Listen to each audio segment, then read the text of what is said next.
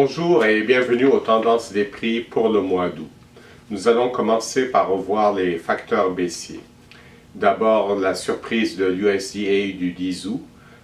On attendait une nette baisse des rendements du maïs et du soya aux États-Unis. Or, l'USDA n'a baissé que légèrement le rendement du maïs de 170,7 à 169,5 boisseaux de l'acre.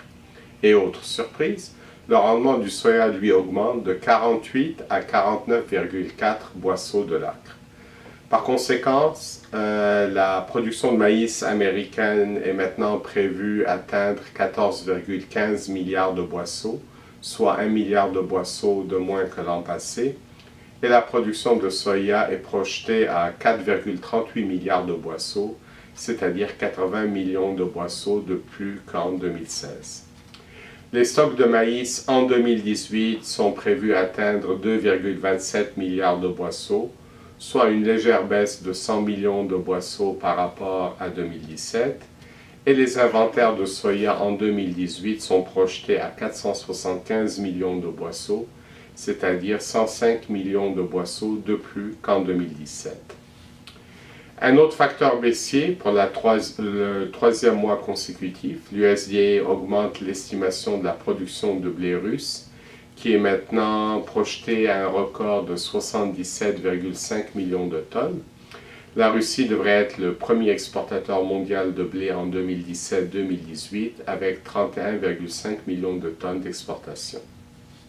L'USDA a aussi augmenté les estimations de production de blé pour l'Ukraine, 26,5 millions de tonnes, c'est-à-dire une hausse de 2,5 millions de tonnes, et pour le Kazakhstan avec 14 millions de tonnes, soit une augmentation d'1 million de tonnes.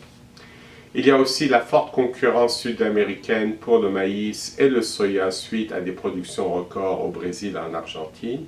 Et finalement, l'EUR est très ferme vis-à-vis du dollar américain autour de 79 cents US, ce qui est négatif pour nos bases locales au Québec.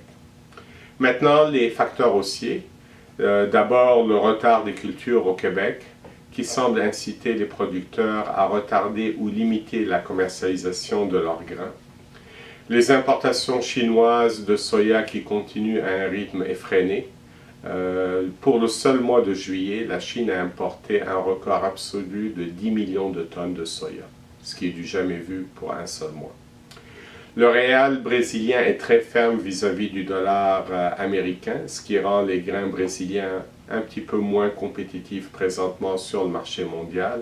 Et même le peso argentin a un petit peu gagné du terrain vis-à-vis du dollar ces derniers jours. Maintenant à suivre, l'Europe, un portrait assez mixte des récoltes.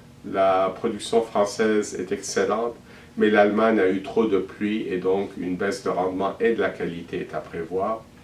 L'Australie était un peu sèche au semis, mais les pluies ont repris depuis quelques semaines. Les mois de septembre et octobre seront déterminants pour la production australienne. Et pour revenir au Québec, avec un retard de 10 à 15 jours pour un bon nombre de producteurs, les conditions climatiques en fin de saison seront déterminantes. Et la question clé, évidemment, aura-t-on une gelée hâtive ou tardive? Notre scénario des prix est inchangé et toujours neutre à baissier. Il faut noter que les bases locales sont très fermes au Québec, aussi bien en dollars canadiens qu'en dollars américains. Et ce qui est très inhabituel pour le maïs, on parle actuellement de bases américaines positives pour la livraison au battage, alors qu'on sera en pleine pression des livraisons. Le marché semble donc indiquer qu'il anticipe une baisse du rendement du maïs cette année, ce qui restera à voir. Voici ce qui conclut nos tendances pour le mois d'août. Au plaisir de vous retrouver le mois prochain.